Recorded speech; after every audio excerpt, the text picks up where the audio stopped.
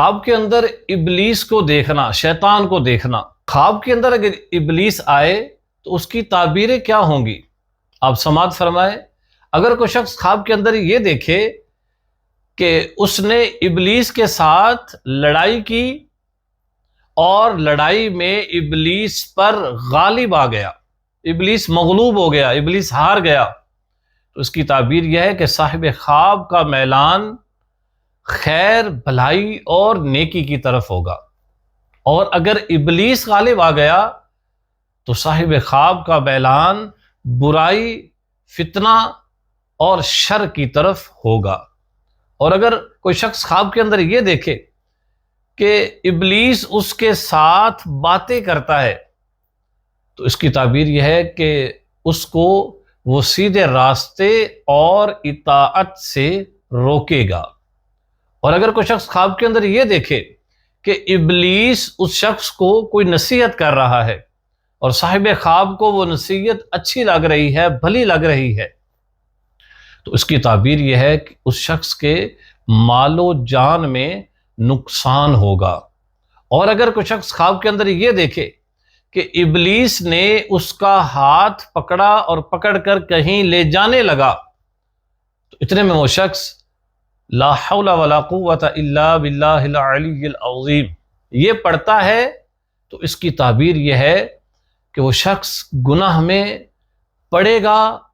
یا گناہ کرنے لگے گا اس سے پہلے یا اس وقت کسی بزرگ کی طرف سے اس کو نصیحت کی جائے گی، کسی نیک آدمی کی طرف سے اس کو سمجھایا جائے گا اور وہ اس گناہ سے اللہ کی رحمت سے باز آ جائے گا۔ اور اگر کوئی شخص خواب کے اندر یہ دیکھے کہ ابلیس کمزور اور ضعیف ہے تو اس کی تعبیر یہ ہے کہ علماء اور نیک لوگوں کو تقویت ملے گی۔ اور اگر کوئی شخص خواب کے اندر یہ دیکھے کہ ابلیس نے اس کو کچھ دیا ہے، اگر تو جو چیز ابلیس نے دی ہے اچھی چیز ہے تو پھر اس کی تعبیر یہ ہے کہ صاحب خواب مال حرام پائے گا، اور اگر وہ بری چیز ہے جو ابلیس نے اس کو دی ہے تو اس کی تعبیر یہ ہے کہ اس کے دین میں فساد ہوگا۔ اور اگر کوئی شخص خواب کے اندر یہ دیکھے کہ ابلیس خوش ہے تو اس کی تعبیر یہ ہے کہ لوگوں میں فساد ہوگا۔ اور اگر کوئی شخص خواب کے اندر یہ دیکھے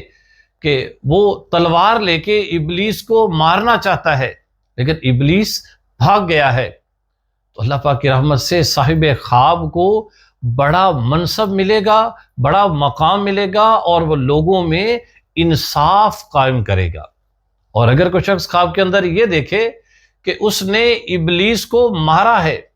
تو اس کی تعبیر یہ ہے کہ وہ اپنے نفس کو مغلوب کرے گا اور سیدھے راستے پر چلے گا۔ اللہ پاک ہم سب کو ابلیس کے فتنوں اور اس کی چالوں سے محفوظ فرمائے اور ہم سب کا خاتمہ ایمان پر فرمائے۔